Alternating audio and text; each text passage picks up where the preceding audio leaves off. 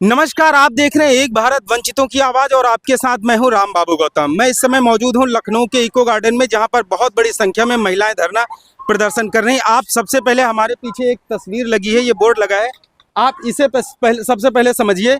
ये बीसी सखी महिलाएं हैं और इनको सरकार ने 75,000 रुपये का फंड दिया था और इनसे ये वादा किया गया था कि आपको हर महीने 4 महीने के बाद में आपको निश्चित धनराशि मानदेय के रूप में मिलेगी।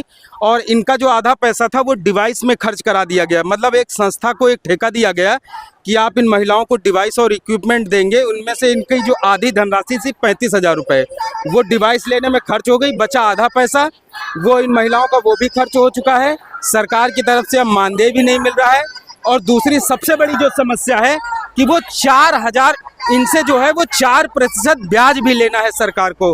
तो यही ब्याज का सिरदर्द इन महिलाओं को परेशान करे जा रहा है। मैं कुछ महिलाओं से बात करूंगा। सर, हम लोग ये कहना चाहते हैं कि जो सरकार है वो हम लोगों को 75,000 काम का आश्वासन देकर हम लोगों को जीवन को पूरा अस्त व्यस्त करके रख दी है। अगर मान लीजिए कि किसी के घर में खाने के लिए नहीं है तो वो 75,000 में ना कमीशन मिलता है ना मानदेय मिलता है ढंग से।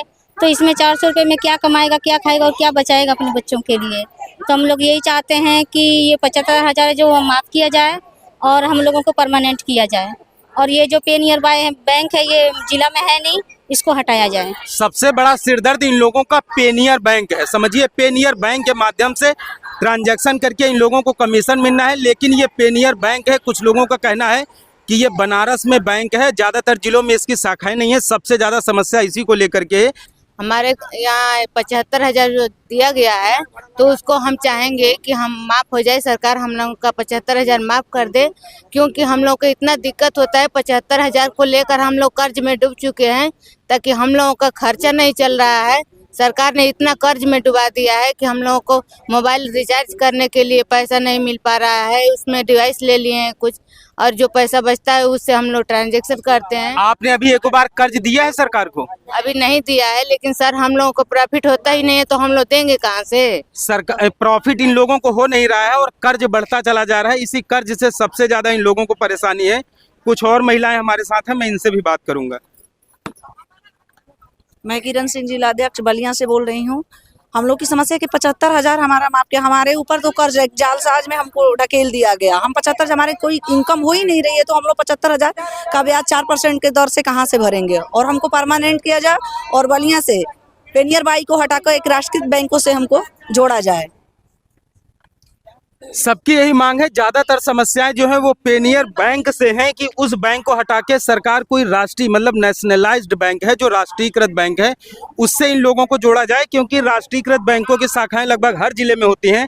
सरकार की तरफ से एक बाध्यता जारी कर दी गई है कि पेनियर बैंक में ही इन लोगों का जो ट्रांजेक्शन है वो अलाउड है। कुछ और महिलाएं हमारे साथ हैं।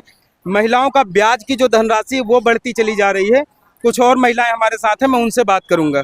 हम लोग को इतने ठंड में इतने दूर से मऊ जिला, मऊ, बलिया, गाजीपुर, आजमगढ़ से हम लोग यहाँ तक आए हैं अपनी मांगों को लेकर के। अब तक ले 6 दिन हो गया, अब तक ले कोई सरकार ने कोई आया सुनवाई करने के लिए। 75,000 हम लोग के ऊपर कर्जा लाद दी है और हम लोग को 4% ब्याज पर 4,000 साल का देना है। हम लोग कहाँ से देंगे? हम लोग के पास इतना इनकम कमाई नहीं है कि हम दे पाएंगे। 10,000 उतारेंगे, 5 रुपया पाएंगे। हमारे यहाँ पेटीएम है हम लोग का। आप बोलिए। पेटीएम हमारे यहाँ है। पेटीएम से हम अगर 10 उतारते हैं तो उससे हमारा क्या होने वाला है? 1-2 रुपए से हम क्या कर सकते हैं? हम कहाँ से 75,000 भरेंगे? कहाँ से भर पाएंगे सरकार को? हम 400 रुपये तो हमारा महीने का नहीं, हम 4,000 उस पर इंटरेस्ट लगा के कहाँ से देंगे? आमदनी इन लोगों की ना के बराबर है, लेकिन सरकार को इन लोगों को 75,000 रुपए जो है उसका ब्याज चुकाना है। इसी चीज़ का सबसे ज़्यादा सिरदर्द है इन महिलाओं को। तो ये अगर आप ये बनारस से हैं, बलिया से है, कोई वाराणसी से है, कोई बाराबंकी से है, कोई उन्नाव से है, कोई सीतापुर से है, कोई हरदोई से है, मतलब पूरे उत्तर प्रदेश की महिलाएं हैं यहाँ पर। और इन महिलाओं की सरकार से मांग है कि सरकार ने इनको आजीविका मिशन के तहत जो रोजगार दिया है वो रोजगार को स्थायी किया जाए, उसे परमानेंट किया जाए और सरकार की तरफ से इन लोगों का निश्चित मानदेय किया जाए। और 75,000 रुपये सरकार की तरफ से जो इन्हें लोन दिया गया था राष्ट्रीय आजीविका मिशन के तहत, उसको माफ़ किया जाए, जिससे ये महिलाएं जो हैं वो खुशहाली का जीवन जी सकें। सरकार को और आजीविका मिशन से जुड़े अधिकारियों को इन महिलाओं की आवाज़ सुननी चाहिए, इन महिलाओं की पीड़ा सुननी चाहिए, इन महिलाओं का कल्याण करना चाहिए, जिससे ये महिलाएं यहाँ से खुश होकर अपने जिलों में वापस जा सकें। मित्रों, आपसे गुजारिश है कि आप एक भारत चैनल को ज़्यादा से ज़्यादा लोगों तक शेयर और सब्सक्राइब जरूर करते रहें, जिससे कि वंचित समाज की आवाज़ को सरकार तक पहुँचाया जा सके। धन्यवाद।